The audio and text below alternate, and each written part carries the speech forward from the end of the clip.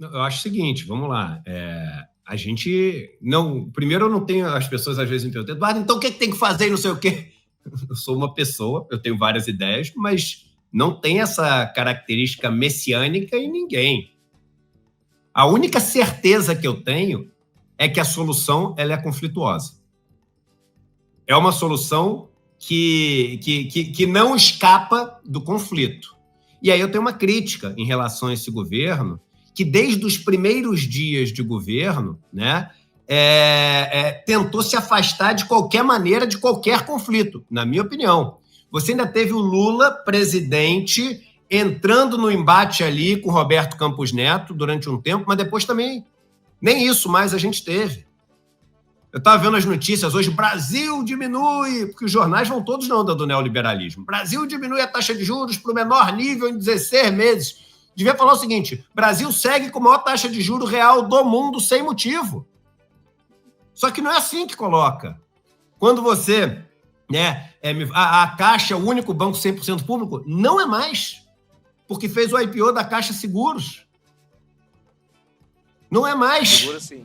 Fez isso. Não, mas aí... Ainda continua 100%. Mas aí a gente vai tirando, o que sobrou continua 100%. O que sobrou continua... Eles queriam fazer durante ali o governo Bolsonaro o Caixa Digital.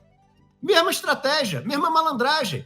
Vamos aproveitar que a gente está pagando tudo aqui no Caixa. Por isso, assim, eles ficaram tão animados em fazer pela Caixa Econômica Federal essa distribuição. Primeiro, só dá para fazer pela Caixa, que é a que chega no Brasil inteiro. Mas por que eles ficaram babando de vontade? Porque eles falam, agora a gente faz tudo aqui no digital da Caixa, a gente fala que isso aqui é uma outra empresa, só que essa outra empresa ia ser tudo da Caixa, e eles iam fazer o IPO da Caixa Digital, iam privatizar a Caixa Digital.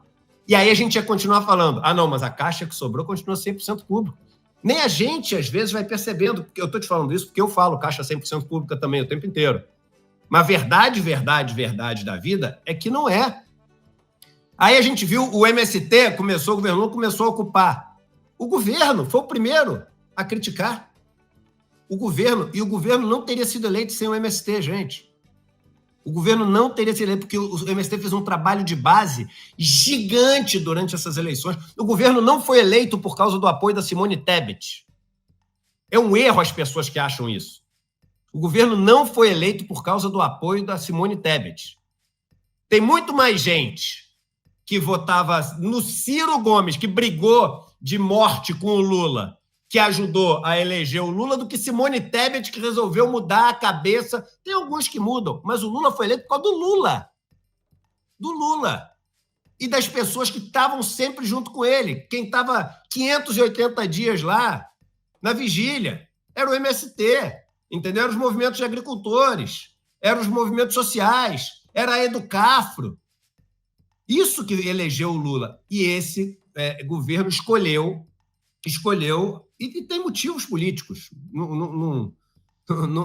Provavelmente não estou 100% certo, mas talvez não esteja 100% errado também, na minha visão da história. Mas eu acho que a gente não testou o conflito, a gente não tentou esse conflito. E tem que ter conflito, porque sem conflito não tem essa mudança. Agora, qual é o desafio do conflito?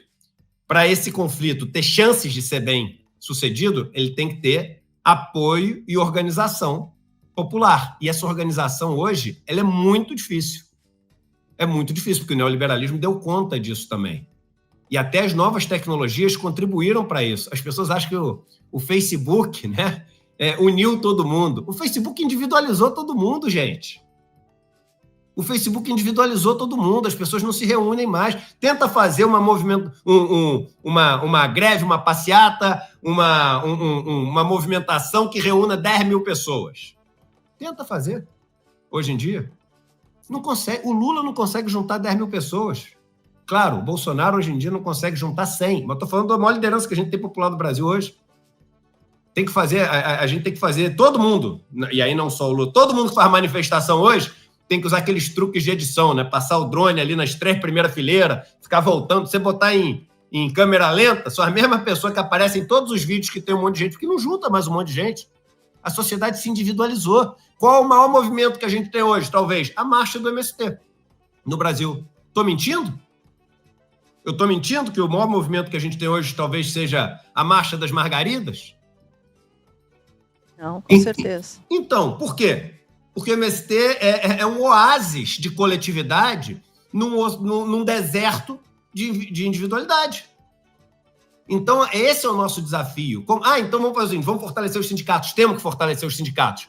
Mas a gente tem que ser esperto e entender também que as características do trabalho estão completamente diferentes e a mente das pessoas está completamente contaminada também com a história de seja um empreendedor de você mesmo. Então, a gente tem que ser inteligente para, nesse fortalecer os sindicatos, encontrar uma estrutura que seja uma estrutura que abrace essa nova maneira de organização. Trabalhador é trabalhador e sempre vai ser trabalhador. Mas a maneira como as pessoas estão vendo as coisas, a maneira como a cabeça delas foi contaminada e a maneira como as características da economia foram enfim, mudando, faz com que a gente tenha que se adaptar a essa nova realidade para poder organizar, gerar massa crítica, dar o apoio popular necessário e cobrar o enfrentamento e o conflito. Você ouviu o podcast De Fato, uma produção do Brasil de Fato, Rio Grande do Sul.